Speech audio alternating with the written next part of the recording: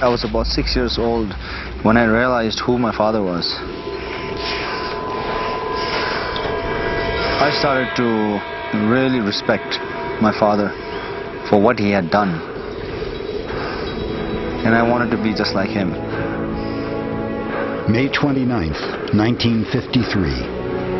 32 years of human struggle to reach the highest point on Earth is finally over. New Zealander Edmund Hillary and Sherpa Tenzing Norgay return from the summit of Everest triumphant. But they soon find out that reaching the summit is just the beginning. After the success of the climb, people would have hoped that it's a great moment in history. You know, everyone should be happy. But I don't think it happened that way.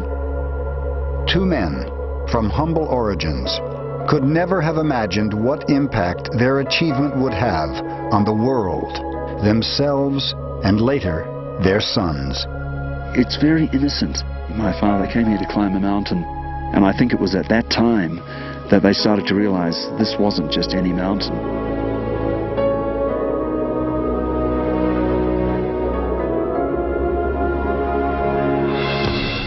Now, 50 years later, the sons of the men who first climbed Everest return to confront the truth behind the icon. What's the real story on Everest? This really is a really awful place. At any moment you think the whole bottom is going to fall out, and if you're holding onto a rope you'll be okay, maybe. No one has carried more of that risk than the Sherpa people. What price have they paid in 50 years of climbing? I wouldn't encourage my son to climb because this is a very dangerous job. You can have 100 reasons to die up here. Hey Pete, you live? Over 1,200 people have climbed it.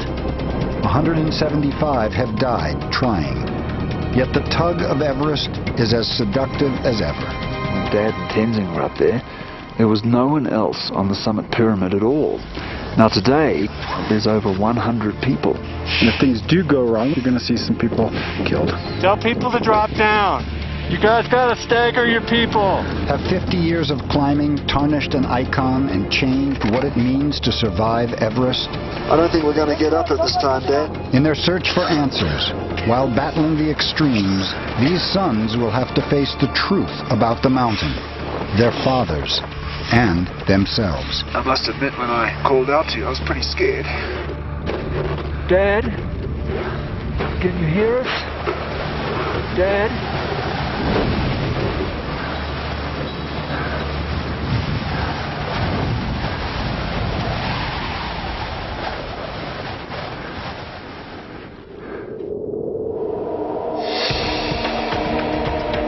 5.5 miles above sea level. It was once exploration's last great challenge.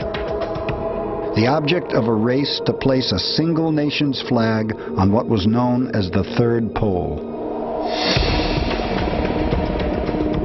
Today, the sons of Everest have returned to reach the summit again and learn how 50 years of climbing to the top of the world has changed a mountain and her people. Sherpa Tenzing Norgay's son Jamling sees the expedition as an opportunity to get closer to the true story of what happened to his father before and after Everest. My father did not want us to climb. He did not want us to be Sherpas on the mountain, to risk our lives. He said he had done this so that we wouldn't have to. Joining Jamling is Sir Edmund Hillary's son, Peter. When my father and Tenzing climbed Everest in '53, it was a remarkable achievement for humankind. They really showed what people can do, and I'm incredibly proud of Dad for that.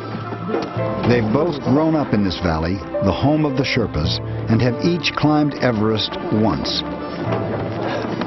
The expedition will be led by Pete Athens, who has climbed Everest 6 times, more than anyone who isn't a Sherpa. This will be my 16th expedition to Everest, and it's a bit of a surprise even to me that I would have come here so many times. For 25 years, Pete Athens has been coming here, climbing with the Sherpas. He speaks their language and is also a Buddhist. But this time is different.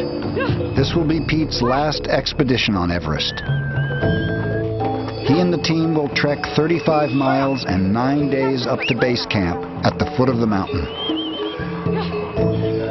Some historians compare the conquest of Everest with space exploration. Yet it took longer to get a climber to the roof of the world than to put a man on the moon. The quest to climb Everest started in 1921 in Darjeeling, India. From here, over the course of 20 years, the British launched 6 unsuccessful expeditions to the north side of Everest.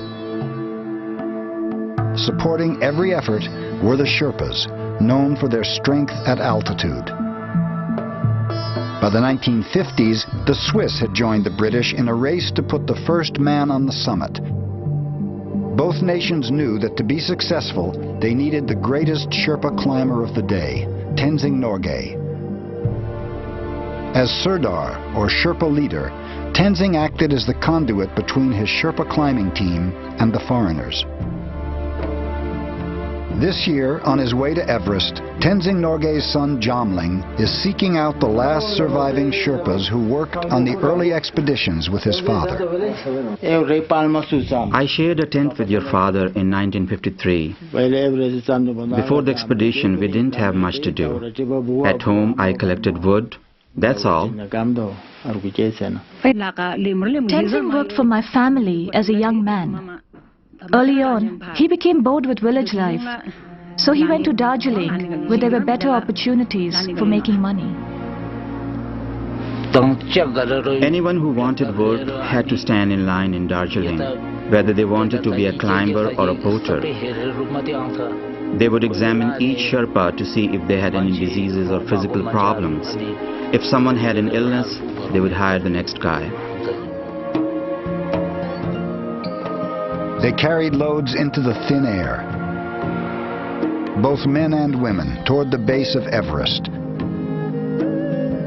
Most wore clothes too thin to ward off cold and frostbite, and many made the 175-mile trip barefoot.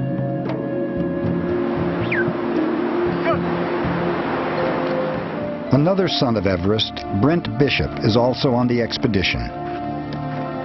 His father, Dr. Barry Bishop, made Everest history 40 years ago when he and 4 other climbers on a National Geographic expedition became the first Americans to stand on top.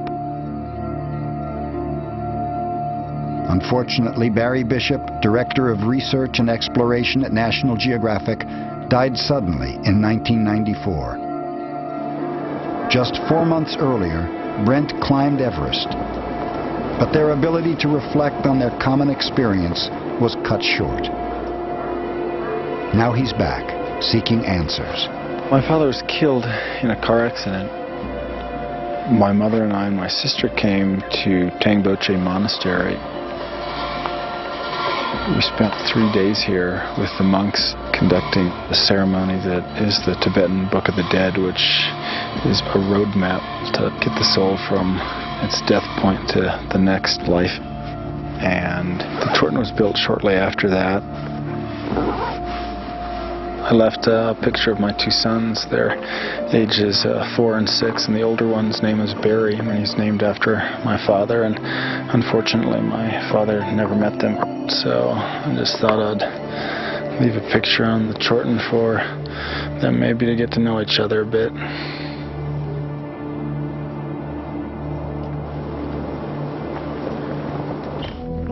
But on Everest expeditions, there's no question that Sherpas carry most of the burden. On a typical expedition, the Sherpas do all the heavy lifting. So you get to base camp, and your base camp is set up. Your tents are set up. Someone is walking out and handing you tea.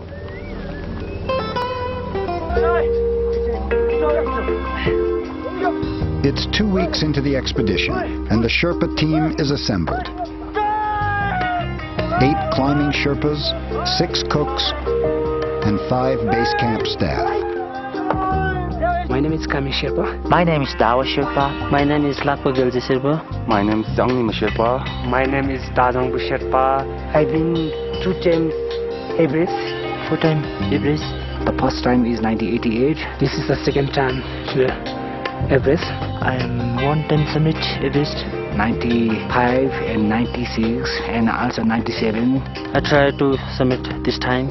I have confidence that this year I'll be able to step on this great mountain.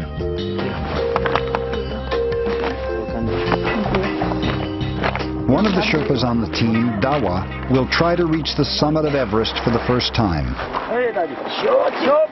Like other Sherpas, he reveres the mountain as the dwelling place of a deity. For me and for my community, for all Sherpas, this is real God. We have lots of respect for this mountain. I hope the great Mother Goddess let me stand once on top of it. Jonling Tenzing Norgay will be supporting the expedition at base camp. He climbed Everest in 1996 when 15 people died on the mountain, and then promised his family he would never climb it again. To his culture, the mountain isn't just rock and ice. It's the home of Chomolungma, the mother goddess of the world. Before facing the perils of the mountain, the Sherpas and climbers show their respect by offering barley flour to the goddess. There's so much danger on the mountain, but they believe in the Chomolungma, the mother goddess Everest. They perform religious ceremonies, they pray, they light juniper before they head up the mountain. What we say is walking into the lap of the mother.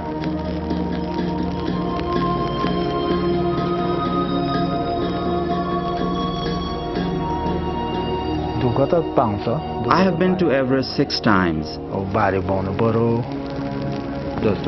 The difficulty is always the same. We have to carry loads. We also have to think about risk.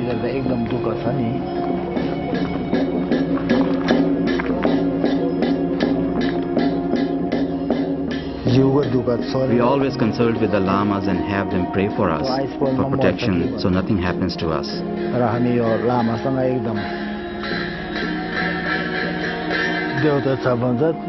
Why do Sherpas climb? For money. You have to take risk to earn it.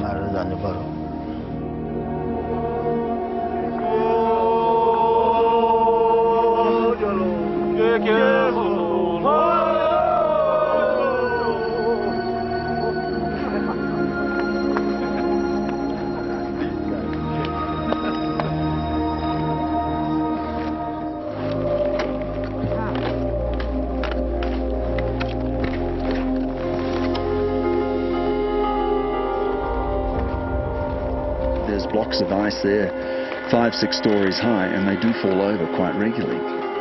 And you've just got to hope that you're not there when it happens. If the ice fall decides to shift and big blocks fall over, you're going to get killed. When British climbers first set eyes on the Khumbu icefall, they declared it impassable. In 1951, they made an attempt, but failed to get through, stopped short by a huge crevasse at the top. They would have to try again the following year, if they could get a permit. Today, an unlimited number of Everest permits are granted, but back then, Nepal issued only 2 permits per year, and in 1952, the British got a nasty surprise. Well, the wily old Swiss snapped in there and grabbed not just 1 but 2 permits to climb the mountain and prevented the British from climbing it when they wanted to. The British really felt Everest was their mountain, and it was a very difficult time for them. In 1952, there was no route or fixed road.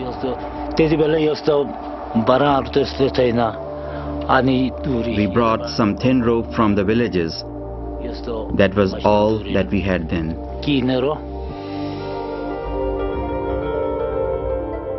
The largest crevasses posed the biggest problem for the Swiss. Could they be spanned with only rope? There were big crevasses, very big.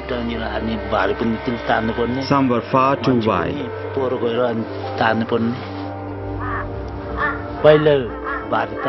We also had to pull people across the ropes. First we took loads and then people. Although Sherpas had lived in the mountains for centuries, few had ever climbed on glaciers. When foreign expeditions provided them with strange new clothing and odd climbing tools like crampons and ice axes, it required some getting used to. I had never used boots, windproof jackets, or any climbing equipment before. And I damaged the clothing the first day with my crampons.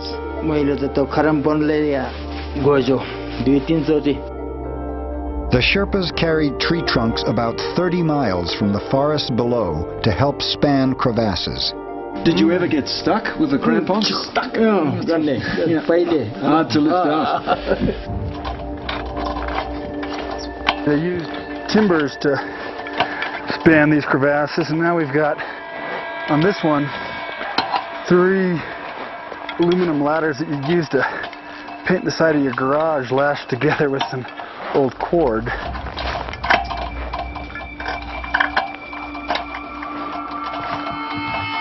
And it's a little nerve-wracking going over this because we're 100 feet down to the bottom of this crevasse.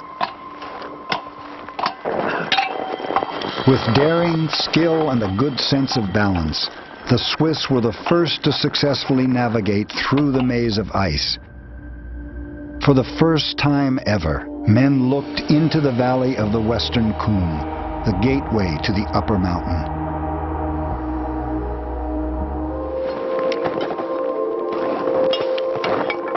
Five hours after leaving base camp and 2,000 feet higher on the mountain, the team reaches Camp 1 above the icefall.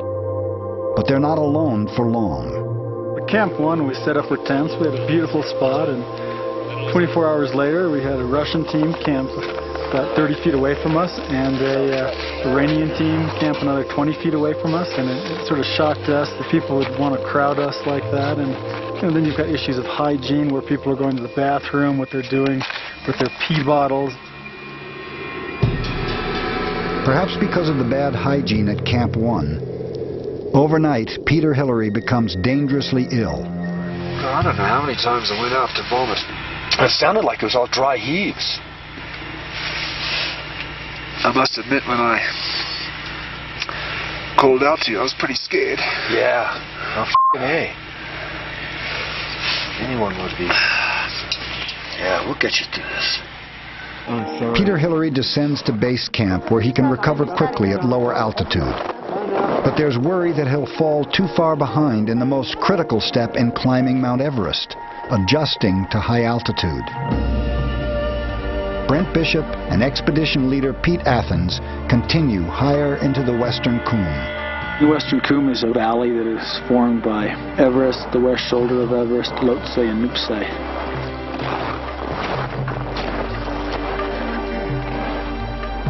Sometimes it's referred to as the Valley of Silence.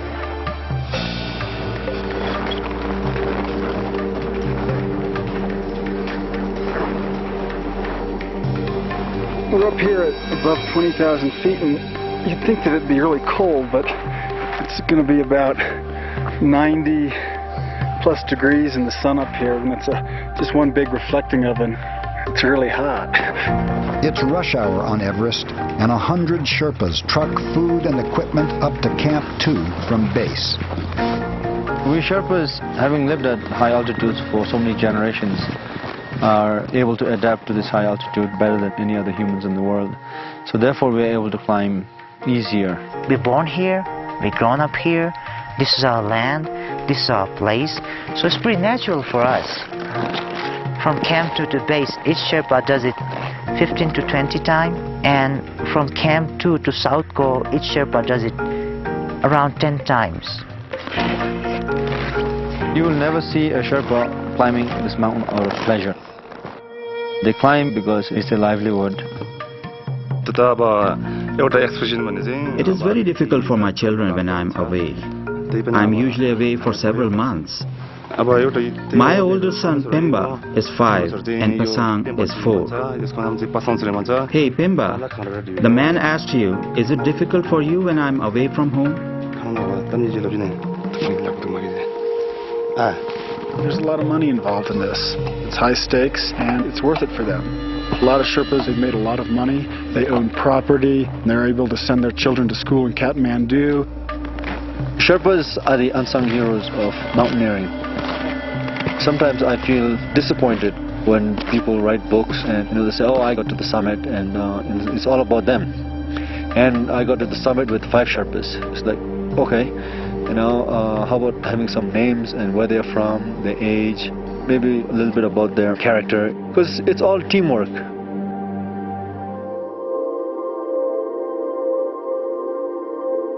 This year at Camp 2, we've got approximately 6 expeditions, a guided group that's being run by guys from New Zealand.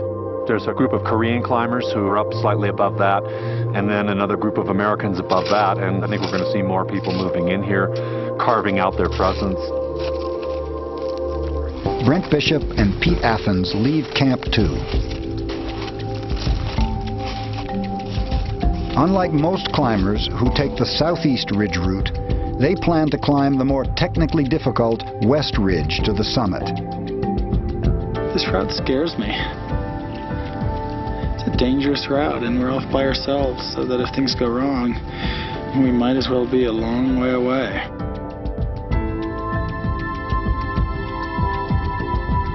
Between the fear and the workload and what lies ahead and the duration of what lies ahead, it's intimidating.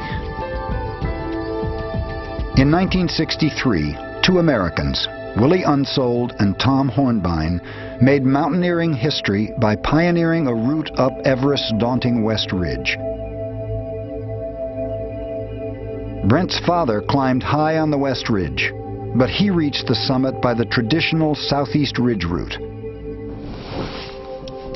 For Brent, climbing the West Ridge will fulfill his dream of attempting Everest the way his father did, as an explorer approaching the unknown. When Willie Untold and Tom Hornbein did it 40 years ago, it was the most significant American achievement in the Himalayas and still remains that today. The West Ridge has only been climbed 6 times. It's had 40 attempts on it and 23 people have been killed on it. Because they're on their own, they have to do triple the work, picking a route, fixing their own lines, and carrying all their gear. Pete's about to take one of the lines, they're 100 meters each, and run it out and put in another anchor. Hey Pete? Yeah. You live? Yeah, I'm hooked in. Okay. Pete clipped the rope through our high point, through a sling and a carabiner and a good ice crew. And I'm paying the rope out to him, I'm belaying him so that if he falls I can lock this belay device down and stop his fall.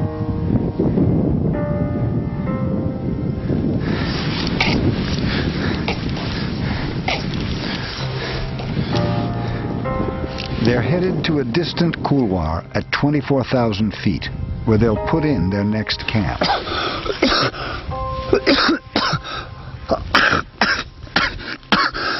You know, those early teams, Ed Hillary, that American team from '63, they came up here and they, just sort of, here was Everest in front of them and they had to figure it out.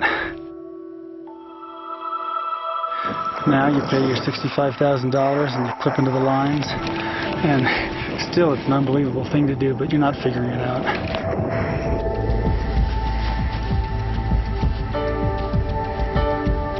Pete and I have already had 8 forays on the West Ridge trying to get to 24,000 feet, fixing our own lines, carrying loads, and hauling gear up there. So the workload is just breaking me down.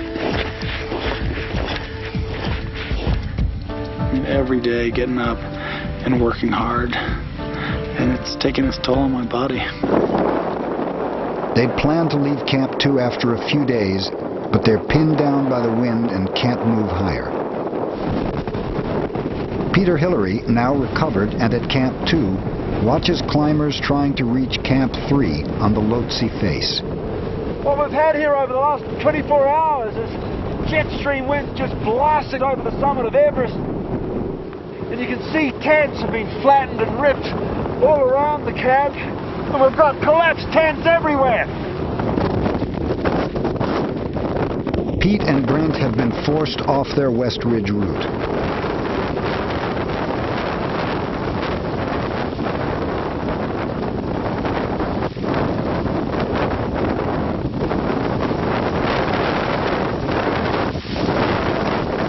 Wind chill, poor visibility, and the possibility of losing camp pose the biggest danger.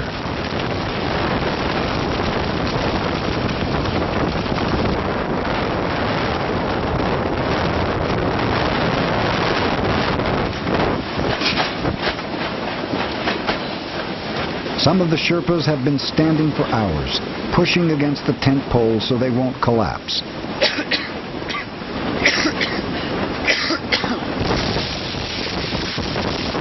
Others are outside, tying down reinforcements.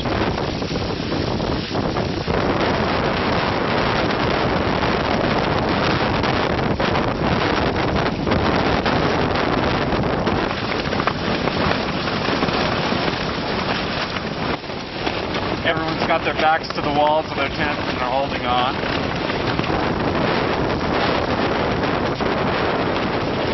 Probably blowing at about 60 miles an hour out there.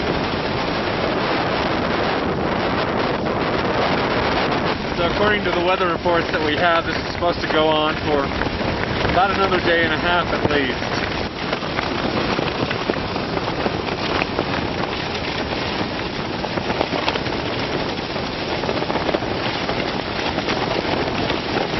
Probably more like double this on the summit.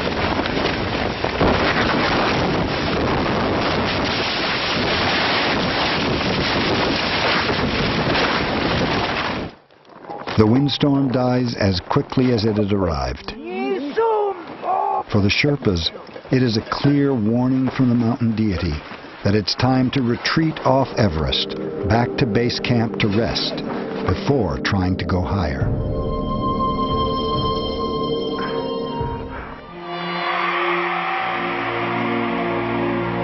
The incredible thing about 1953 is what was happening at the time. The Second World War had just ended. The whole of Europe was a mess. It had been bombed to the ground, and the world was trying to rebuild itself. There was a lot of optimism. And then suddenly, in the UK, there was a coronation of a new young queen, and just to make it even better, a British expedition climbed to the summit of Mount Everest, and it was an incredible time.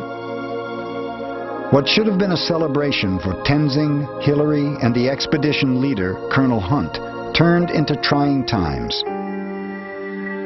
And they trekked out of the mountains, and progressively people came out of the villages and threw garlands of flowers and red dye to bless them. They arrived in Kathmandu, and quite a contingent of media were there.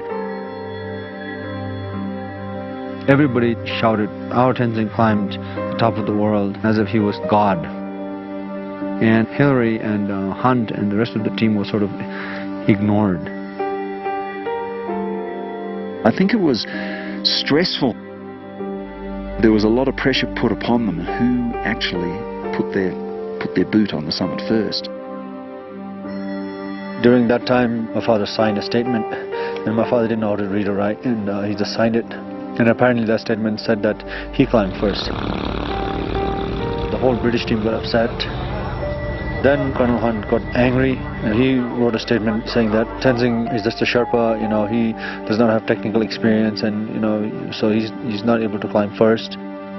A lot of backbiting went on between the British and my father, and he was totally innocent. He had no idea what was going on. After he climbed the mountain, his life became more complicated. A lot of offers coming in, people putting words in his mouth, having him sign papers. Deep down in his heart, he might have thought that maybe I shouldn't have climbed this mountain. I think my father and Hillary, they were puppets of the big political world. Later on, they signed a statement saying that we reached almost together. Almost together is what the public would have to live with for another 40 years. Tenzing and Hillary made an agreement not to tell the world who was first. More importantly, they wanted to be known as equal partners. The beekeeper from New Zealand and the Sherpa from the foothills of Everest.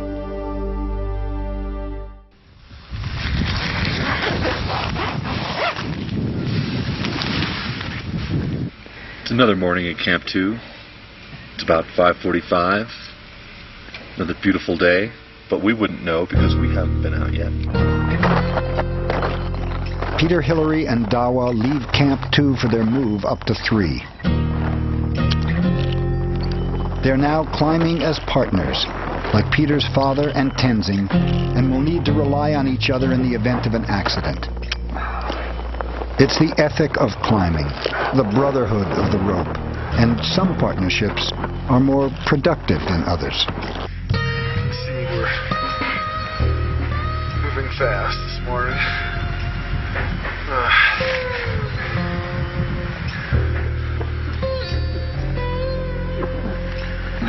We gotta get up. Gotta get up. Today, suddenly, I'm climbing with Peter Hillary. His father, Sir Edmund Hillary, is such a famous guy. His nickname is Godfather of Khumbu. He did so much.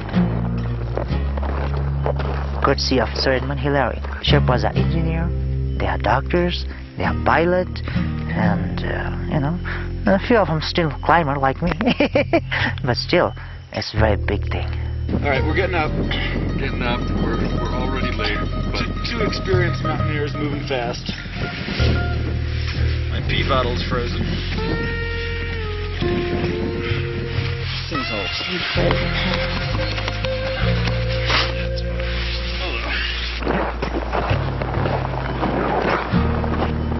Sometimes I can't believe. Sometimes I turn around and see Peter Hillary's side behind me, and I think myself, oh, what a bright day.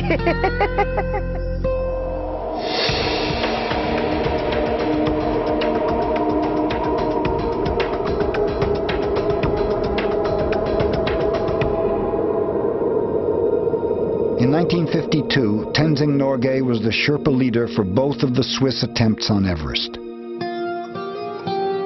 They knew he had more experience than anyone on the mountain. These would be his 5th and 6th expeditions to Everest.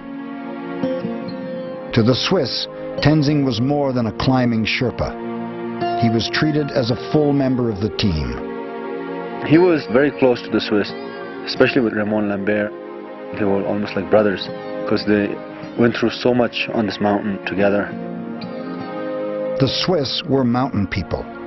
They identified with the Sherpas and treated them as equals, sharing meals and tents with them. It was the Swiss and the Sherpas in 1952 who discovered the route climbers still use today. They went higher than anyone had ever been. They were basically the pioneers opening this route through the icefall into the Coombe, which is now what we call the classic route, which everybody takes today through the Southeast Ridge. These guys had no idea what to expect. They had no idea what was going to happen to them. Many believe the Swiss deserve half the glory for the British achievement on Everest a year later.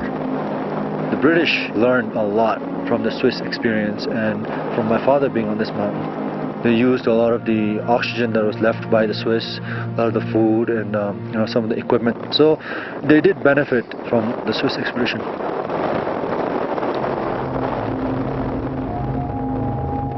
8 hours after leaving Camp 3, Peter Hillary and Dawa Sherpa have reached the South Col.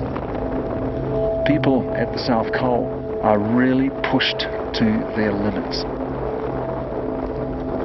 The feeling that I get is one of fear, because this is a place that sometimes people don't come home from. It's extreme. I think it was a group of German climbers who described going above 8,000 meters as going into the death zone. If you make mistakes up above 26,000 feet, there's a very high chance that you will pay very dearly. After 10 expeditions, this will be Dawa's first chance to attempt the summit. I respect this mountain very much. If I climbed once, that's gonna be enough for me. It's very hard. It's very tough. We have saying, before you climb mountain, pay all the debts, because no guarantee you'll be back to home. Jomling, this is South Col. Do you copy? Back on the southeast ridge route, Peter, Hillary, and Dawa are poised to leave for the summit, but the winds are holding them back. Did you understand that? No. This could be it for Peter, Hillary, and Dawa's summit attempt this year. High winds are forecast to continue. Disheartened, Peter Hillary calls his father on a satellite phone. Hi, Dad. We've really struck a patch of strong winds, and it looks like we're going to be forced down off the mountain. I don't think we're going to get up it this time, Dad. 50 years after his father's success, Peter has to face disappointment. The thing that really counteracts that disappointment is that if you don't turn around, you're probably going to die. So the benefit is that you turn around and live. Dawa is even more distraught about turning back. He has a son at home with cerebral palsy and doesn't envision coming back again for another attempt. Sometimes life is bigger than this mountain. If bad weather or whatever, go to see our family. Maybe you don't come back. I tried my best. Forget it. I had some kind of frustration inside of me because it was my chance to climb this mountain. I was so angry with this mountain because mentally I took this mountain not a pile of rock. I took it as a live thing which can feel, which can understand. I was so angry with this mountain. I said, you go to hell, I'm not gonna come back. In 1952, on the Swiss expedition, Tenzing and Raymond Lambert suffered an even more bitter heartache. They got to within 800 feet of the summit and were forced to turn back. It was an impressive achievement, but a lifelong disappointment for Tenzing. He always wished that he had climbed it in 52 with the Swiss. Immediately after the expedition, Tenzing, exhausted from 2 attempts in 1 year, was bedridden. He was in the hospital. The Swiss had flown him down, and he had lost a lot of weight. He was very, very sick. A special envoy was sent by the British to meet with Tenzing in the hospital, make a personal appeal, and convince him to join them for one last attempt on Everest.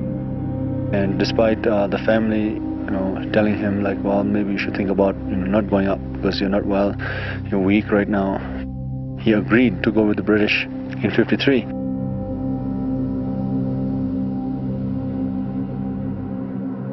As he descends to base camp from their failed summit attempt, Dawa, despondent, has decided to abandon the expedition. Pete Athens, now at base camp, tries to call him back by radio. Dawa, did anything happen at Camp 4 that upset you, or what happened up there as far as, is there anything you can tell us at all? If I surveyed that mountain, maybe someday I have to come back to climb it again. Yeah, sometimes the goddess tests us pretty hard, It's, for me, it wasn't until my 5th expedition that I was able to summit. So it's sometimes hard to say what the goddess knows and what she has in store for us. Sometimes we have to perfect ourselves before she'll let us climb. I lost all the faith in God to yourself.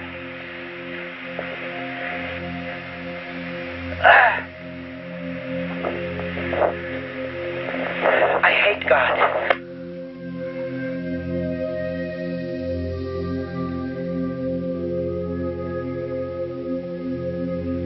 please, Dow, just come back, you know, at your own schedule today, and you know, please, no one bears any animosity or ill will towards you. We just want you to come back so we can work with you, okay? Yeah, I'm coming back to the south. I'm sorry for my stupid behavior. Hey, Dow, we all do stupid things, and we all get a timeout every now and then, right? You know all the stupid things that I've done. If they want to get anyone on the summit, the two teams will have to consolidate their efforts and climb the southeast ridge route together. This means Brent and Pete have to abandon their dream of climbing the West Ridge. For Pete Athens, this will be his last climb on Everest, so the decision is extremely difficult. I think we just need to fortify our strengths, really, behind one objective now. Climbing the West Ridge, for me, would have been a really nice way to close 16 expeditions of going to Everest. It's not going to happen. What's going to happen is that I'm going to get another chance to go back to the southeast ridge. It's just disappointing. Well, abandoning the West Ridge, it's painful. It's a dream route. And now to move back over to a route that we've both done that's mainly fixed, it's, you know, it's disappointing. I mean, we really have no choice. The weather windows haven't been there. We're beaten up. We need a little bit more support, and we've run out of time. 4 in the morning at Camp 2. Sherpas and climbers emerge from their tents to begin an ascent to the South Col. The climbers will push a 4,500-foot ascent to the South Col in the footsteps of Hillary and Tenzing, a climbing duo whose strength was legend. I don't think there was any doubt that my father, Ed Hillary, and Tenzing Norgay were the fittest, strongest, most acclimatized, and frankly performing by far the best of anyone on the mountain. But in 1953, expedition leader John Hunt passed over Hillary and Tenzing and selected 2 British climbers to be the first to try for the summit. John Hunt had an incredibly difficult situation. This was a British expedition. This was the first ascent of Mount Everest. And I can completely understand that he would have preferred his 2 British climbers to have summited first. Tenzing was Sherpa and Hillary from New Zealand, so they would have to wait in reserve on the South Col. The first team returned defeated. They made an altitude record. They got very high on the mountain, but they were very intimidated by the ridgeline that lies ahead. The door was now open for Tenzing and Hillary.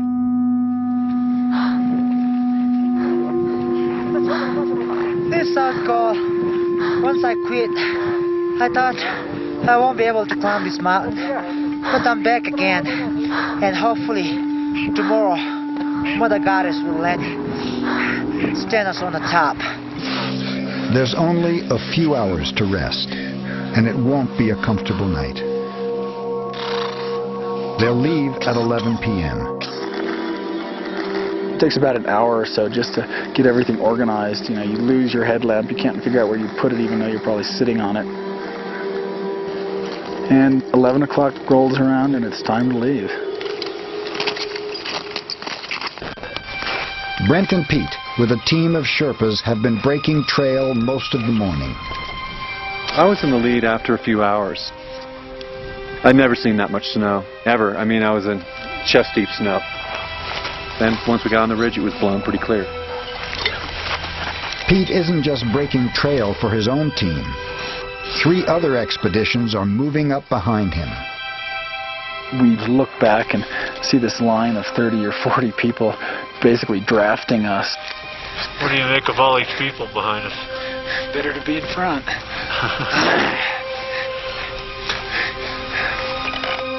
How long till the South Summit, you reckon? 2 hours.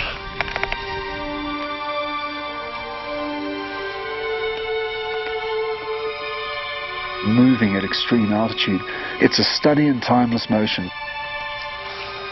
People take 2, 3, 4 steps, and then they stop and they lean on their ice axe and they're just hyperventilating, dragging air through that regulator from the oxygen bottle.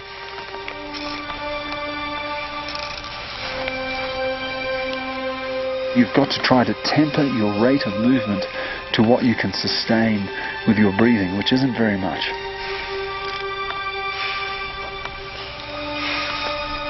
And finally we got on South Summit. And then I saw the real summit of Everest.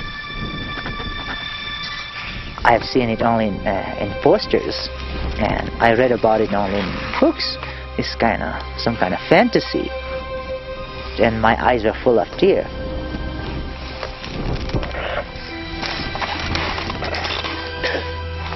It is an intimidating ridgeline. It's like a bread knife. It's a serrated knife edge. You can't go along the crest of it.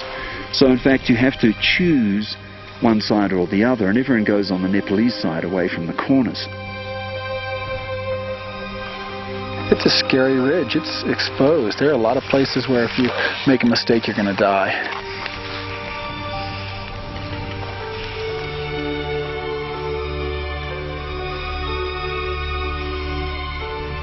Today, fixed ropes aid climbers in the thin air. But Hillary and Tenzing had no security. What lay ahead was a rock outcrop, later called the Hillary Step. No one knew if it was even climbable. Dad and Tenzing, they were chopping their own steps. They were roped together in true alpine fashion. And when they came to the Hillary Step, Tenzing belayed my father as he climbed his way up. Today, a Sherpa group have gone up and they've fixed a rope, so really quite a different situation. Not nearly as self-reliant and alone as my father and Tenzing were. With some 40 climbers following behind, too many people have clipped into one fixed rope. The tension on the rope is pulling Peter Hillary off the Hillary Step. He can't move. With everybody pulling, you cannot move here. You have to stagger people, okay? Tell people to drop down. They're too tight. You guys gotta stagger your people. That's a product of the guiding and the commercial trips. People want a stairway to the summit. Half a century ago, Tenzing and Hillary reached the top of the Hillary Step, and only 100 vertical feet stood between them and history. There is no such thing as reaching the summit first or second. Hillary and Tenzing climbed it for passion and for exploration, not for competition. And I think my father's bottom line was it doesn't matter who climbed up there first. They both relied on each other to get up there. If one was not there, the other one wouldn't be there. My father has never said anything different to me other than that we were a team. We were tied together on a rope. At times, Tenzing had to hold me to prevent me from falling, and similarly it was my duty to secure him and look after him. We climbed it together.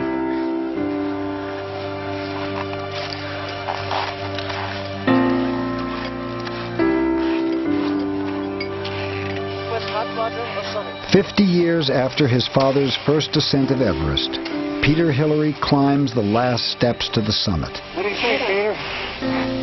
Oh, it's prejudice here.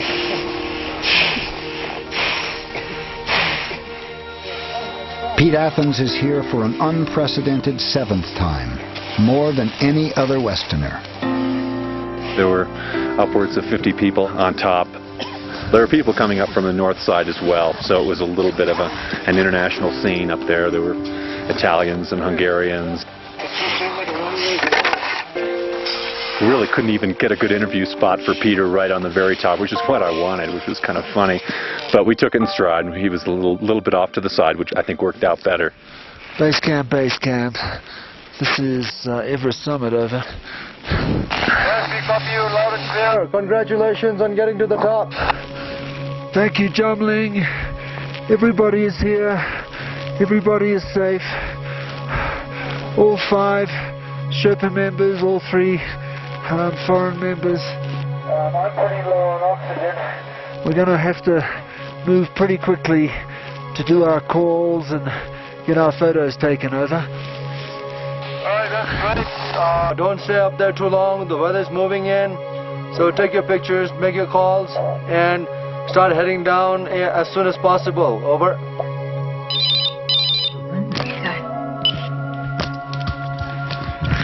Hello? Dad, it's Peter. We're on the summit. Can you hear us? Dad? Hello, are you there, Peter? Dad, it's Peter here. Can you hear me? Oh, yeah, I can hear you. How are you? Oh, good. Well, we're on the summit of Everest. We've been here for 40 minutes. It's cloudy all around, but we're on top of it all. It's an amazing outlook, Dad. Yeah, how was the Hillary step? Look, I've got to say... Not only the Hillary step, but the climb up onto the south summit. It's really steep and really exposed, and... I feel really emotional about being up here because you guys... What you did, well, nearly 50 years ago, it's just incredible. I mean, we had fixed ropes all the way.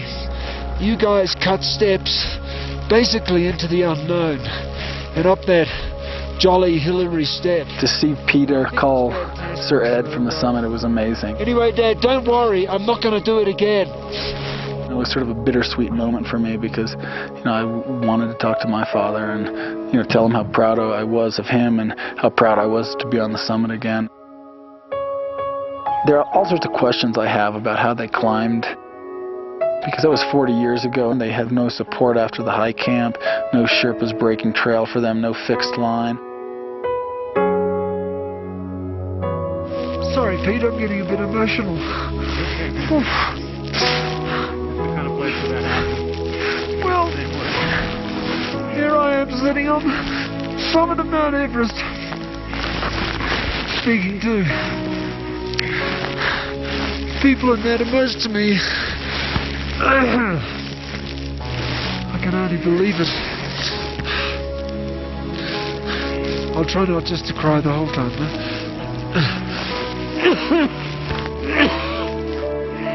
Those who have stood on the highest point on earth return with hard-earned wisdom, having caught a brief glimpse into what it might have been like for the two men who were first. I feel a very strong kinship with Tenzing. He always approached this mountain not as a soldier to an enemy, not as someone trying to have some type of conquest, but something like a child that climbs into the lap of its mother. I don't think he ever came here and forced his will on this mountain. I think he came to this mountain with compassion and love, and I think that's why he was successful. I was very happy, and I said, hey, look, Mother Goddess, this is my first and last time. I'm not gonna come back. Anyway, thank you very much to keep everyone safe and to let us stand on the top of it.